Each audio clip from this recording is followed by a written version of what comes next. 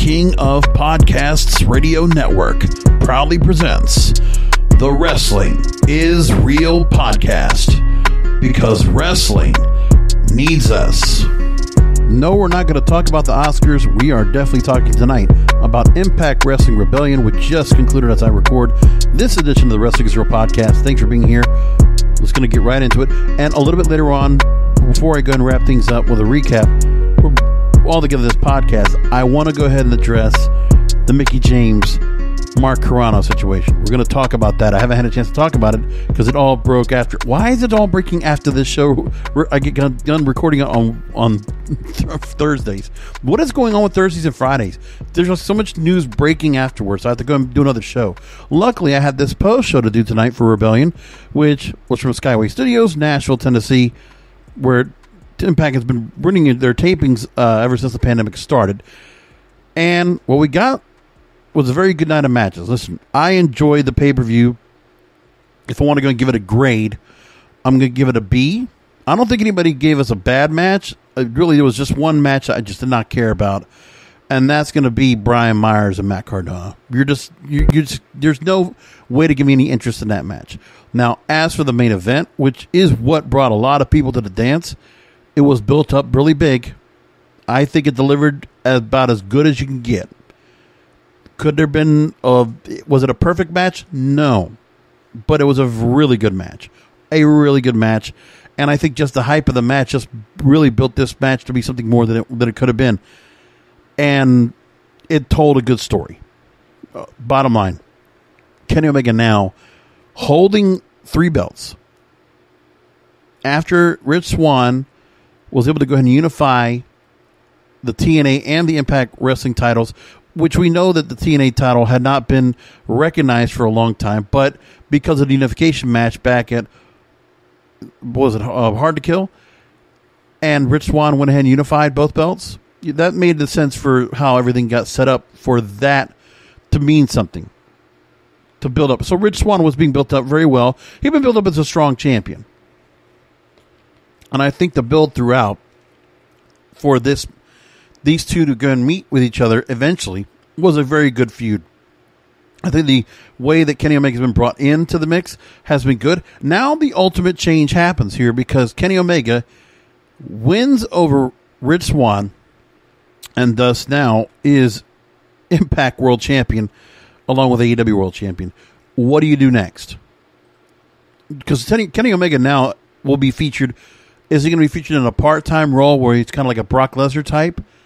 And we're only going to see him during certain pay-per-views? Will there be anybody there? Will the world title be defended at all in the next couple of months? Impact announced a couple new pay-per-views. Under Siege, Against All Odds, they're going to have, leading up to Slammiversary, their next big pay-per-view.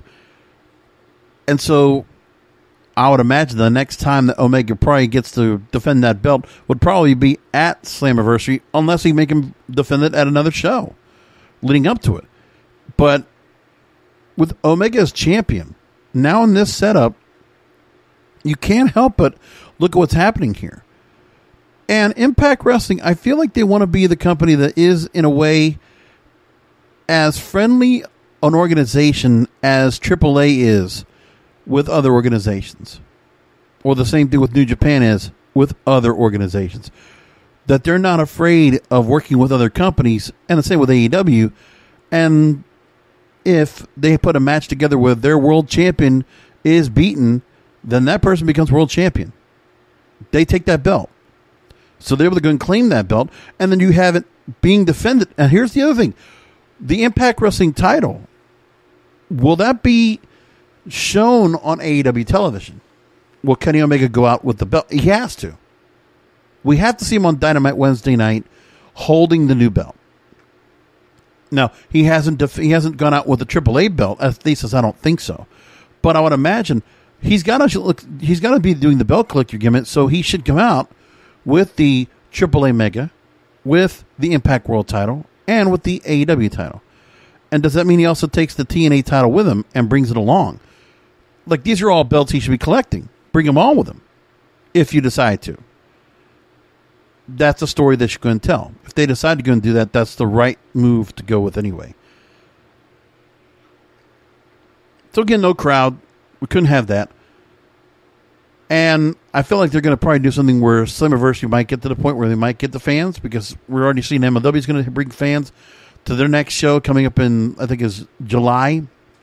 They're going to go back to 2300 Arena, and they will do social distancing, so it'll be a limited crowd for the 2300 Arena, but that's good.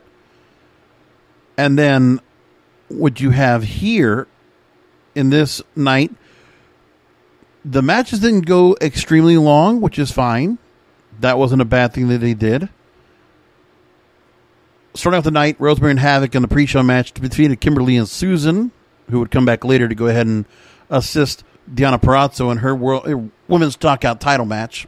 We'll talk about that. A couple of debuts we had tonight. One a return, which they decided to put a little something into the show to bring some newsworthy headlines into the night. So, first off, you had the X Division Championship. Well, you know, the X Division title isn't where it's the whole spot monkey fest, you know, not a spot fest kind of deal anymore. You definitely have some enduring X Division stars that are really good, but they're not. You could just tell the X Division, at least for my end of the bargain, it's not like the old X Division where it's just a lot of flips and there's a lot of moves just for the necessity of moves. I don't feel that way. Ace Austin has been a great champion, and I like Ace Austin in general. The guy's just got such an upside.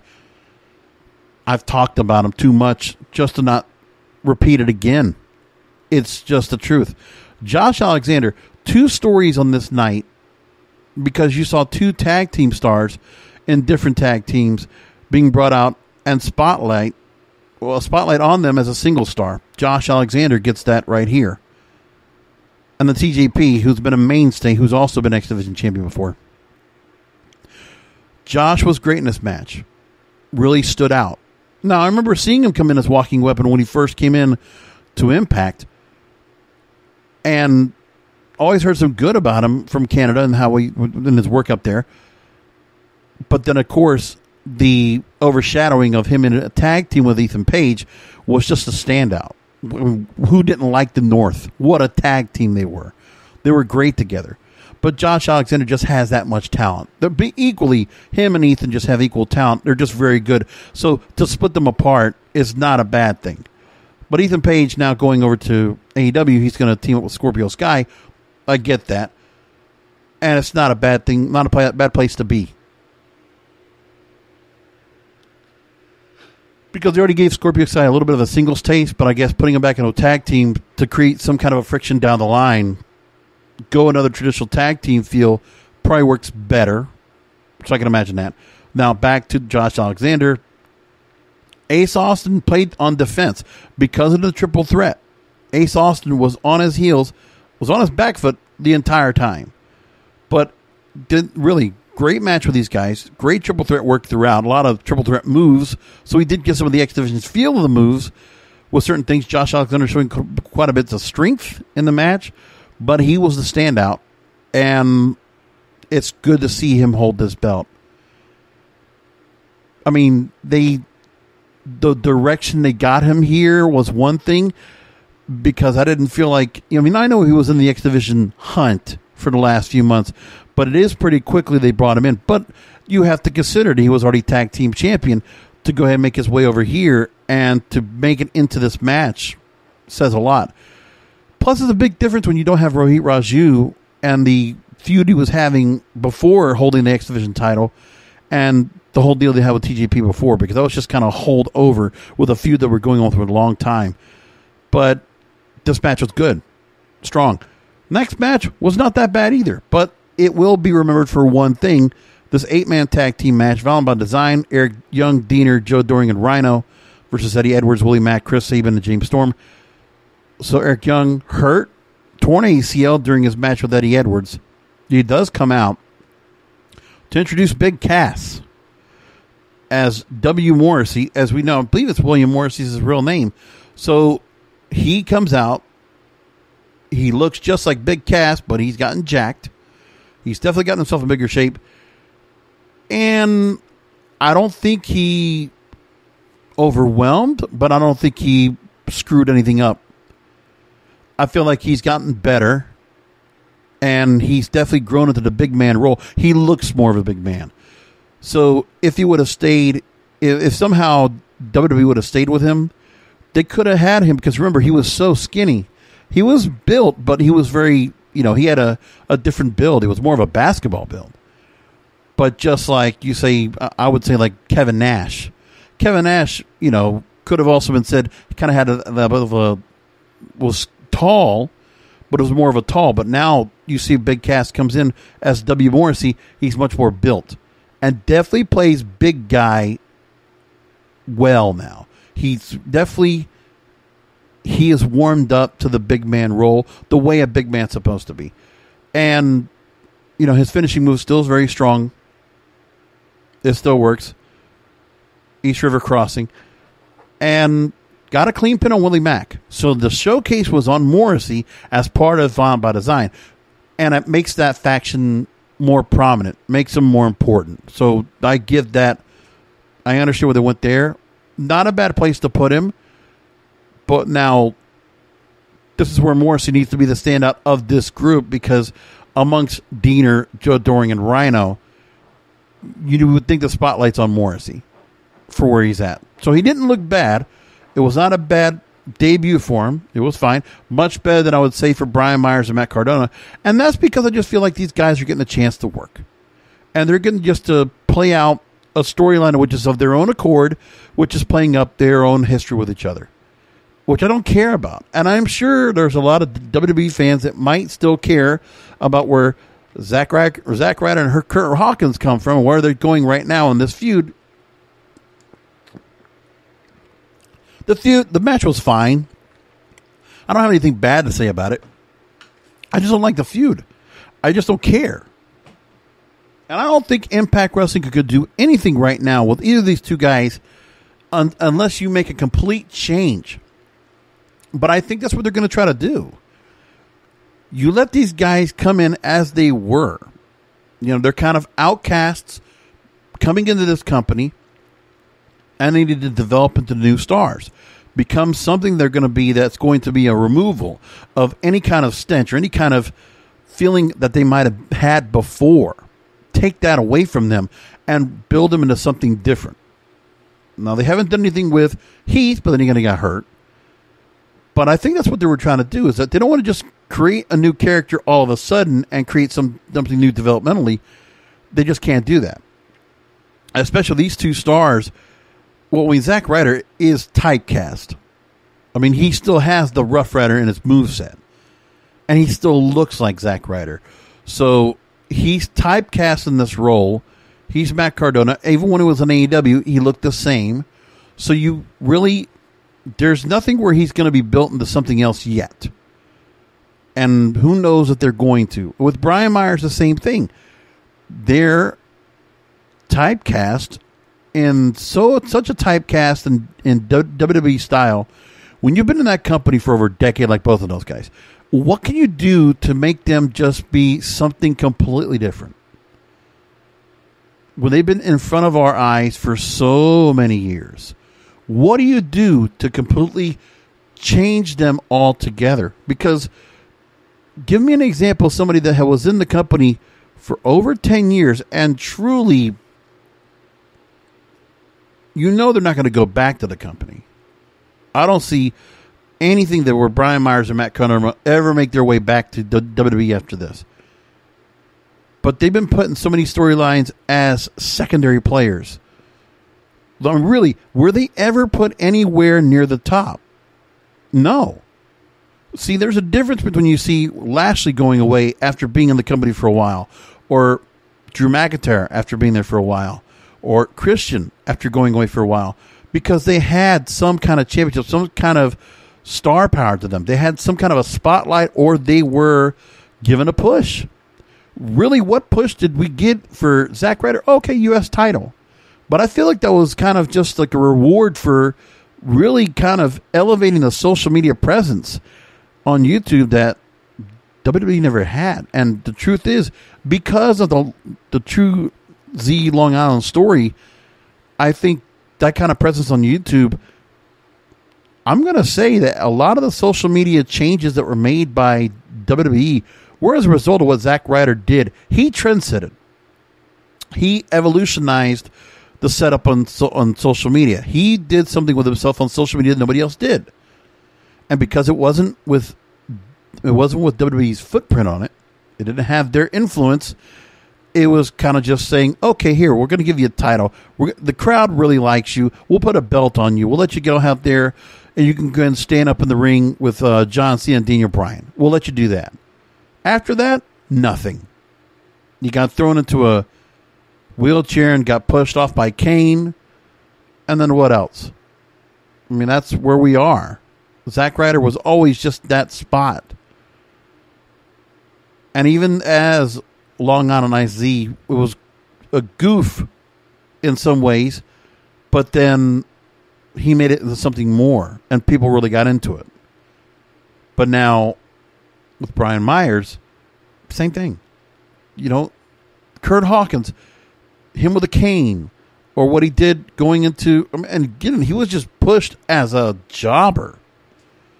Same thing with Heath Slater. They were jobbers. What do you do to rehabilitate these guys? It's not as if they can't work, but what are you going to do with them? And I don't like the idea of these guys working with each other, but you got to do something here. But I don't need to hamper on this. Let's move along. Knockouts Tag Team title match. Fire and Flava. Kiera Hogan and Tasha Steelz versus Jordynne Grace and Rachel Ellering, who came in Thursday on Impact to go ahead and assist Jordynne Grace, so we found out who her tag team partner was. Back and forth was good. And to see the change here, I could see the champs changing titles changing hands here. That was fine. We're not afraid to go and make some title changes here throughout the night. They definitely did that.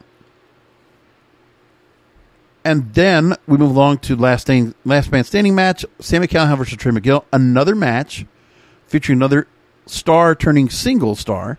And Trey Miguel, when you see the rest of the Rascals go away, and Trey Miguel now back to where he was, but he's not in the X division.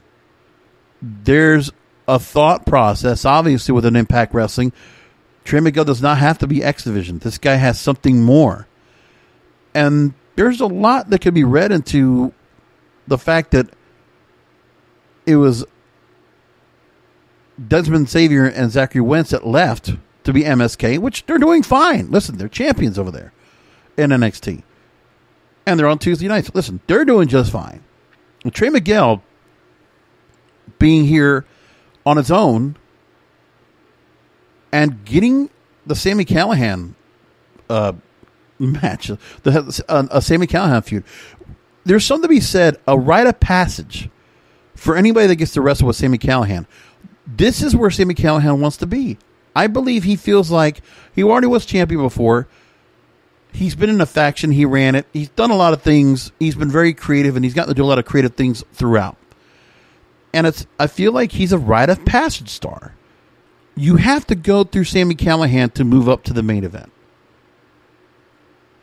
It's something to be said where you know you have a match with Sami Callihan. It's a featured match. So you're going to get in a featured feud. It's going to be an extreme feud. And I feel like Sami Callihan is kind of feeling like the Tommy Dreamer in this setup. So his feud with Tessa Blanchard was amazing. His feud with Eddie Edwards was really good. So now he's doing the same thing with Trey Miguel. And this was just good. The story they told was very good. Is Trey's endurance getting taken to the extreme. Being taken to another level he never has been before. In a last man standing match. Which I don't feel like this is going to be the end of this feud. I don't know if we're going to just see the last of Sami here. But they've been kind of go after each other. And Sami motivating Trey Miguel. Remember, that's what they were trying to do here anyway. The match was brutalizing.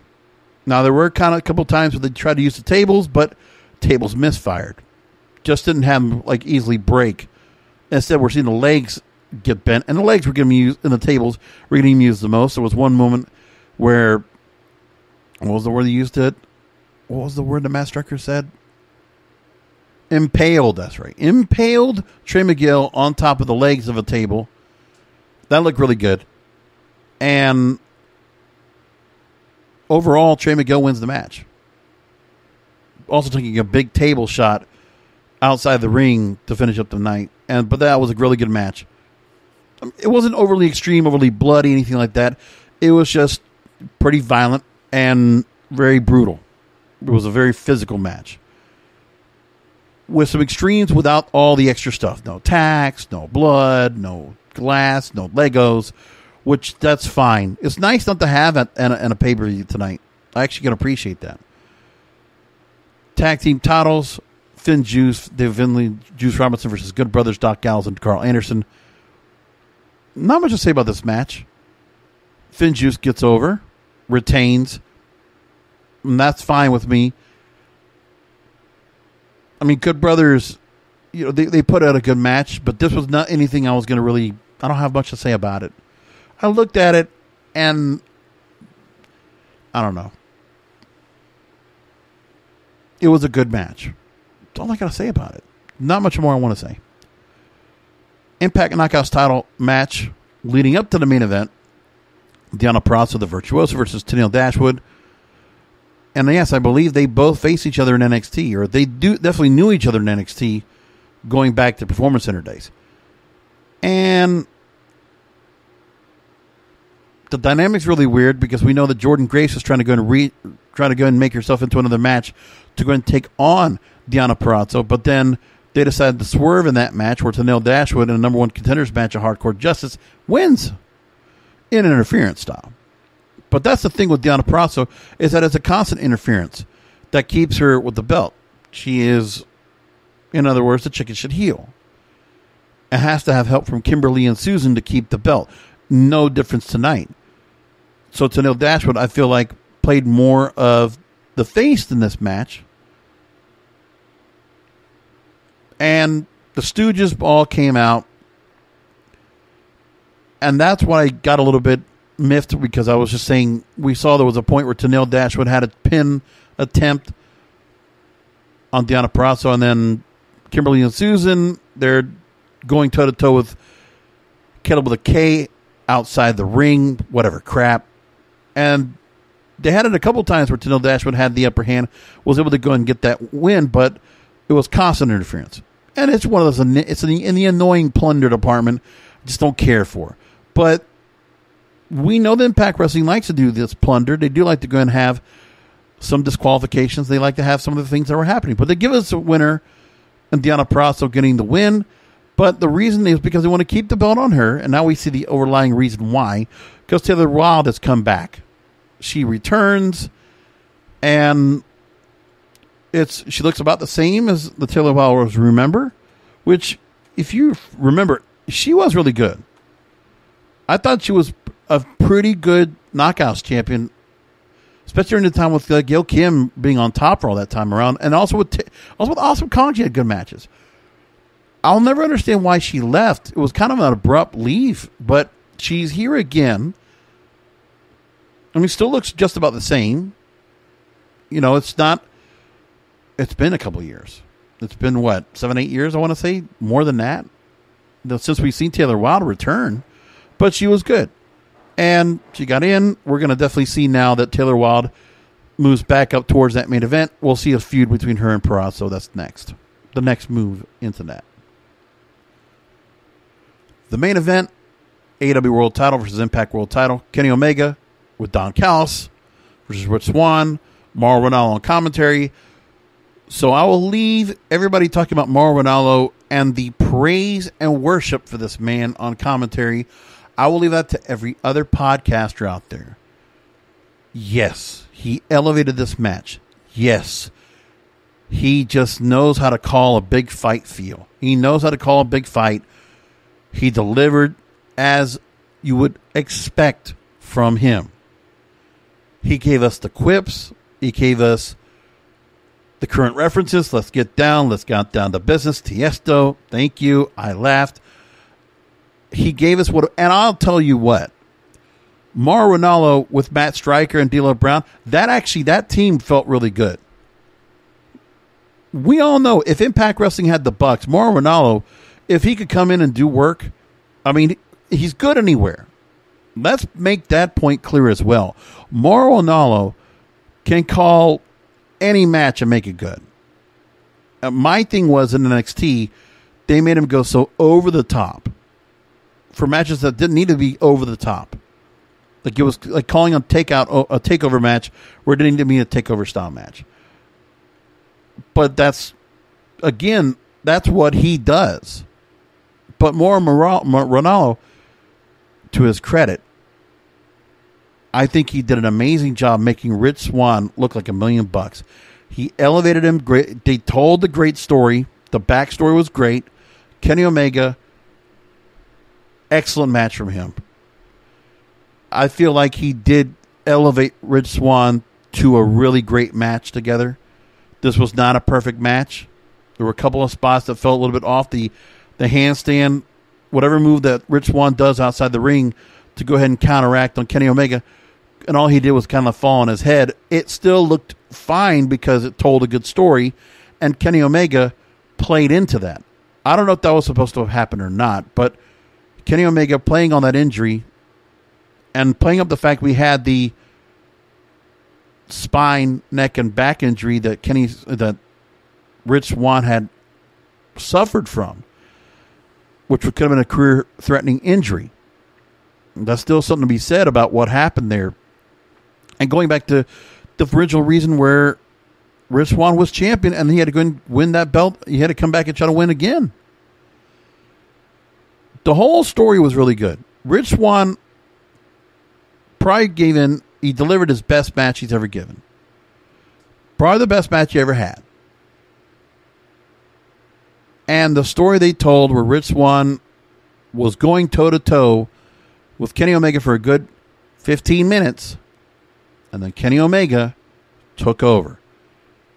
And then you just saw the writing on the wall. And the way they finished off at the end. Now, there was a little bit of plunder where Brian Hebner was a veteran official for Impact Wrestling. He got ref bump. Aubrey Edwards comes in as the official for AEW. 2 referees in the match tonight. And you saw where they get a little bit of plunder there. But that got cleared up. It wasn't anything more than that. And then Rich Swann, a number of pin attempts throughout the night. Very good near falls. Very, very good near falls. In front of a crowd, this would have been electric. The crowd would have been on fire for this. So we know that part. But this still felt good nevertheless. And then Rich Swann, I think what he did really well was he sells really good.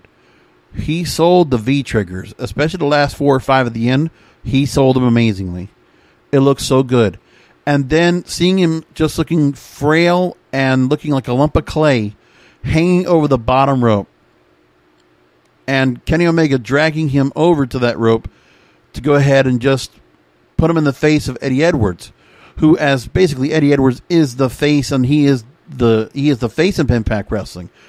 This guy has made, if anybody is like the definite, that's like the guy in Impact Wrestling, that's like the loyal, Eddie Edwards is it, because Eddie Edwards has become a star in this company. He is. And it's, for him, Davey Richards, it never worked for him, but for Eddie Edwards, I never knew that Eddie Edwards was going to be the standout of that group of the Wolves, but he is. And Eddie Edwards, to his credit, he has been great. I don't take anything away from Eddie Edwards. I like a lot of his work he's done in this company. I think he is one of the reasons you watch Impact Wrestling. The stuff with his wife, that's a different story. But his deal with Ace Austin, his deal with Moose, his deal with Sami Callihan. Come on, the Sami Callihan feud, they gave it to us twice, and it was really good. The whole story, and this guy is tough as nails, as they say. Eddie Edwards is amazing. He's really good. You want to put him back in that title picture anytime, he is worthy. But that's an absolute star that this company made. Like I always talk about, how many stars has Impact Wrestling really made? I think they're making stars. I think Moose is a star. Did not get put into this, but I think they could do something with him down the line. Ace Austin, I feel like, is growing into a big rising star. With the X Division title win, Josh Alexander is a star. Now, are they big stars? No. But it's also because Impact Wrestling isn't at the level to where there's only a certain level they can reach right now. There's a threshold that they all reach, a certain level of stardom that's only from Access TV, and it's only from the audience they get every week on TV, and the crowds are able to go and pull. Which is above the independent circuit. I mean, for me, Impact Wrestling feels like it's at the level. It's a distant third. A distant third from AEW, and then WWE on top. I mean, overall, if you look at the totem pole, I mean, WWE is at its lowest end at being at the top as it ever has in their history. And AEW, it's now at the level. You could call it now AEW, and their ratings are consistent enough where they are now at the level that Impact was on Spike. So the TNA years on Spike, the Hogan Bischoff era, we can safely say that AEW is now reaching that level. So it took a decade for the WWE to get competition again. And they did handle the competition in a certain way. But they're still going to have to deal with the fact that now the buffer they put up on AEW is gone. And their own fans are also watching on Wednesday nights. Not all of them, but some are. Kenny Omega, now on Wednesday nights, could also be seen on Thursday nights. What kind of a crowd goes over there now? And then what kind of crossover will we finally see with Impact Wrestling over to AEW? Will they move that up ahead? I mean, I don't know. But it was just Kenny Omega infiltrating the space. Now he is their champion. And is breaking the wall. So the barrier is gone. And I could see where Impact Wrestling and their stars could go ahead and come on over to AEW, appear on Dynamite, and say, hey, well, Kenny Omega, he can come in and be their world champion. Why can't I come over and be the TNT champion? Darby Allin, I want a challenge. What if Moose came on over? What if Eddie Edwards came on over? What if Ace Austin came on over? I wouldn't count it out. Of course, the fan I am, I would love it. I am not the WWE mark like other fans out here. As all of you know that listen to this program, when I do Impact Wrestling recaps, I'm grateful for all of you listening to the show. Because I know I get more people listening to my commentary on Impact Wrestling than I do. I get a good, I am very content with the audience I get on a regular basis. But I know for whatever reason, there's a bit of a spike I get every time there's an Impact pay-per-view. I don't know why, but I get it. And I love it. And I'm grateful for the extra audience that comes in here and listens to this show. Because you get that I am rooting for Impact Wrestling, much as I am rooting for AEW. And I am not of a particular bias or any kind of a feel like there's an inferiority complex with any other wrestling organization. Now, on that totem pole, by the way, with Impact Wrestling, MLW, in my opinion, is a fourth. And that's based on the roster, based on what they're doing, the whole setup. And I feel like the move to Vice TV coming up is going to help them a lot. If they can do anything right now with the Vice deal to go ahead and work on the production look in ring. Like the production outside the ring is good, but the in-ring production, if they can do anything to add a little more to it, the staging specifically, that would be the next thing. Whatever you can do to make the ring look better would be my next hope for the company. Other than that, Kenny Omega now could potentially be on a regular basis on Thursday nights on Impact. Well, I want to know how much of a presence he's going to have on TV. And where does Rich Swann go from here? Because it's hell of a letdown for him, the way they set it up. because I don't see them giving him a rematch and giving him another chance at that belt. He got beaten. The way they put it up is that Kenny Omega overpowered Rich Swann with multiple V-triggers, one more violent than the next. And that was enough. One winged angel, and it was just definite victory for Kenny Omega. Now, multiple champion, belt collector. It's a good storyline. And Kenny Omega did elevate Rich Swann. There's a story to be said about the comeback for Rich Swann and where he comes from here. Love to know where they're going to go with that. And now it's time for me to move on to WWE News. We got to go ahead and talk about Mickie James and Mark Carrano. Let's bring all that up right now. What a horrible story.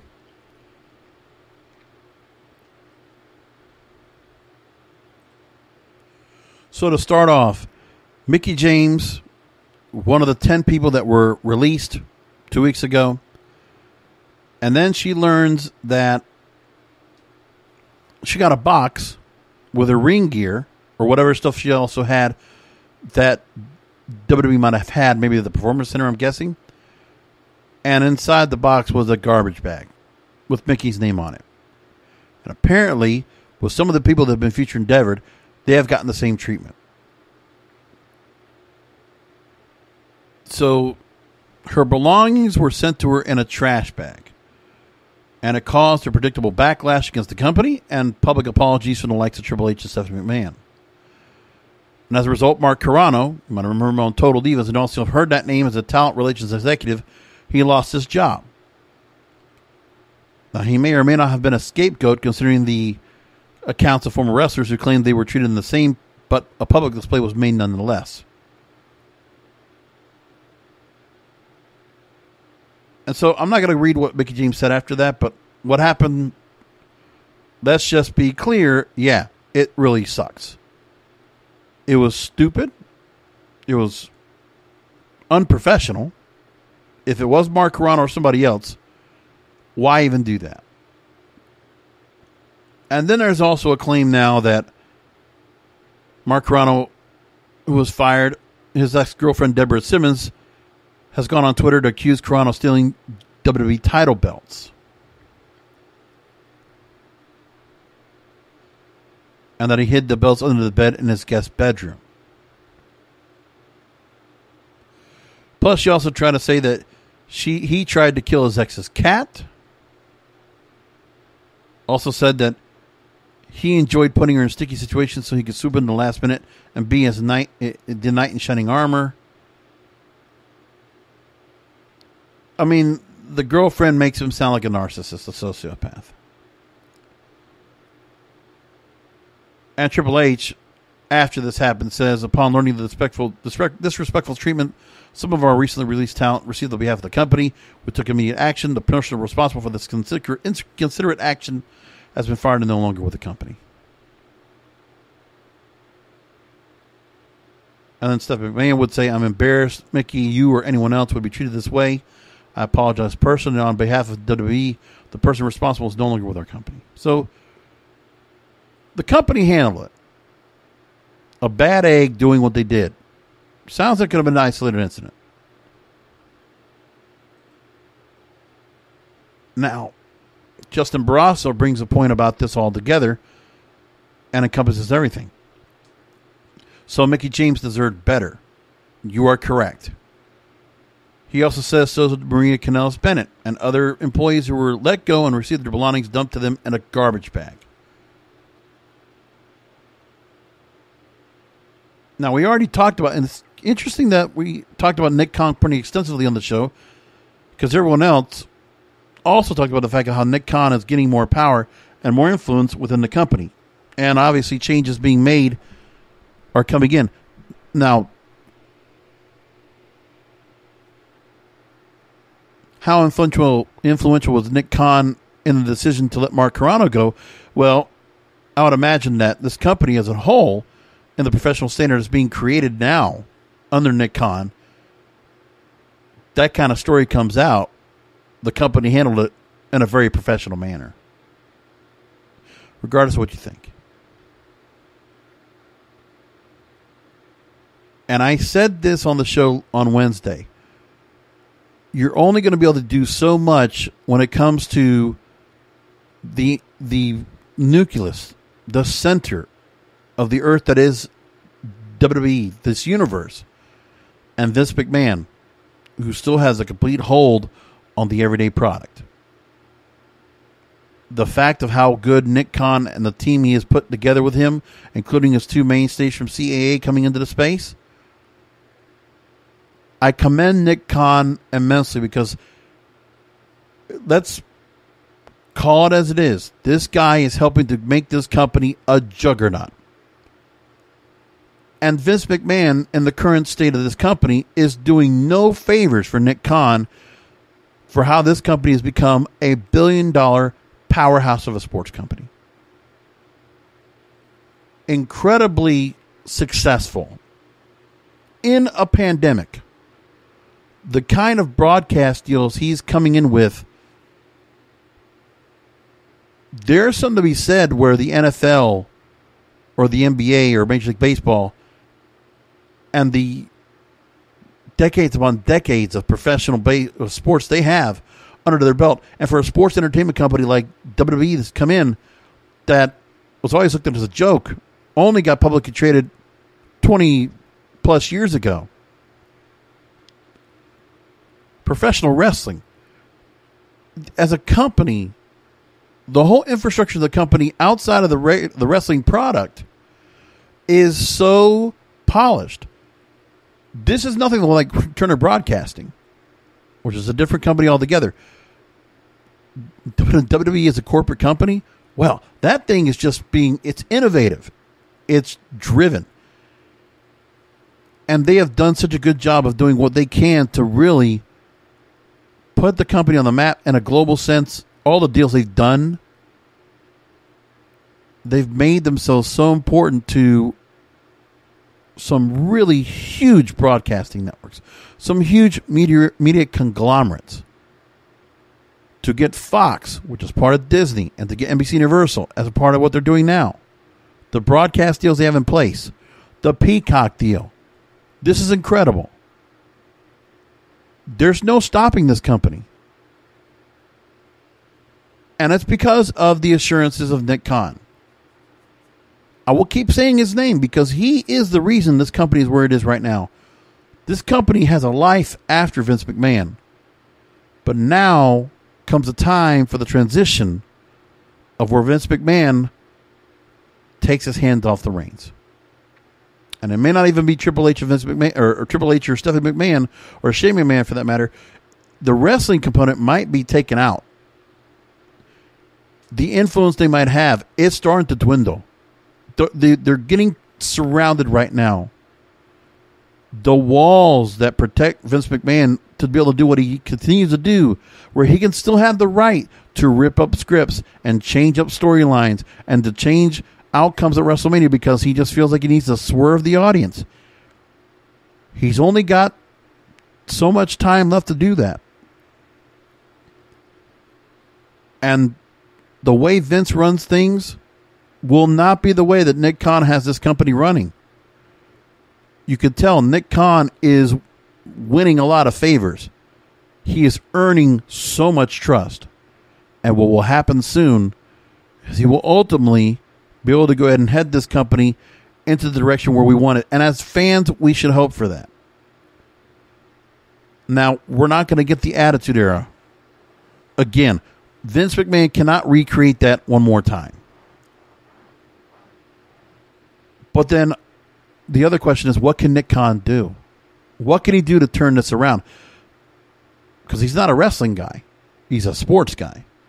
What can he do to turn this around? It's not so much to rely on keeping the steady fan base, the legacy fans, the fans in the bubble, the casual fans. You want to be able to get them back, get them to start talking, make a buzz once again for this product as it was. Because something to be said about UFC, they just had 261. A lot of buzz going out over the weekend for this. 15,000 people in Jacksonville Stadium. Jacksonville Arena, full crowd in Florida.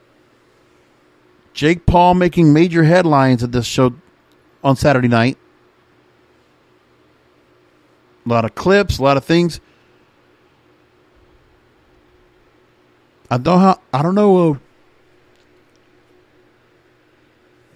how many impressions it had, but we already know that Jake Paul being at the arena and talking shit to Dana White, and then seeing other people in the arena, and just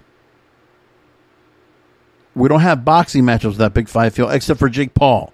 Jake Paul.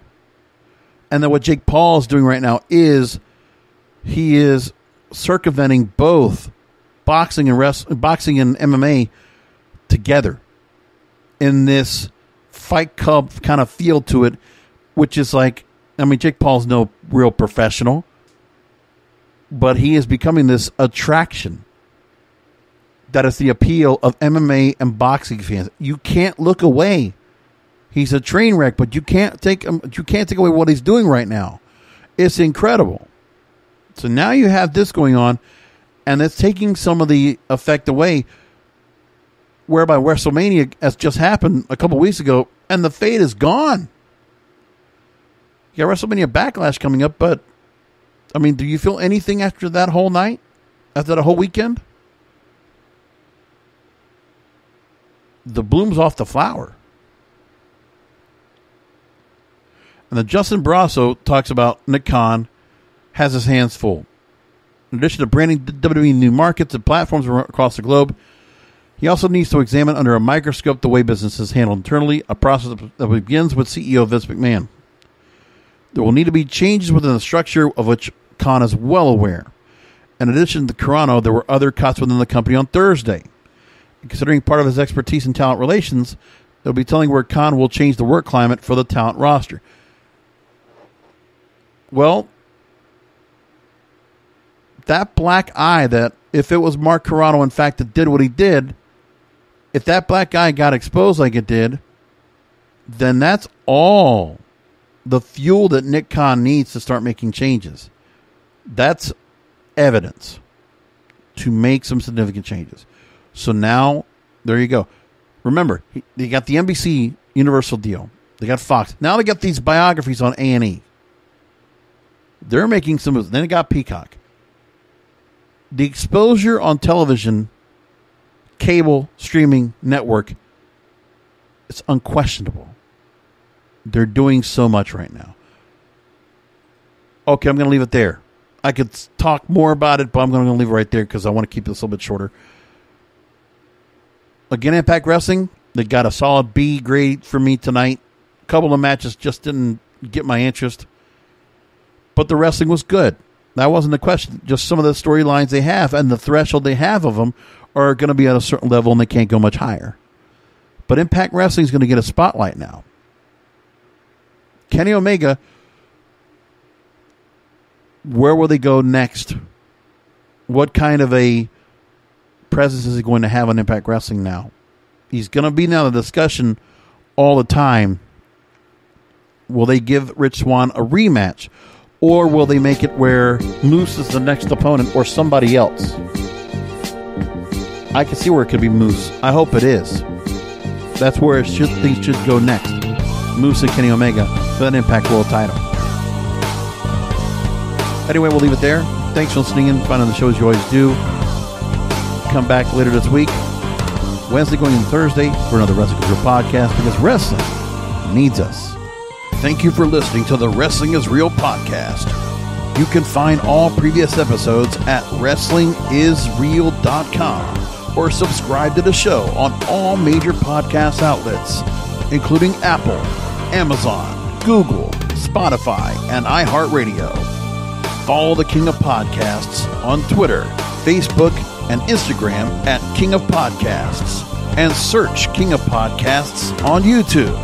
Or type youtube.com/JBRASCO951. This has been a presentation of the King of Podcasts Radio Network.